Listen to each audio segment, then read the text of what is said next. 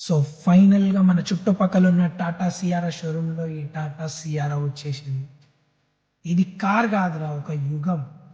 90స్‌లో రోడ్స్‌ని rule చేసిన Tata Sierra ఇప్పుడు double mass modern క్లాస్‌తో comeback ఇచ్చింది.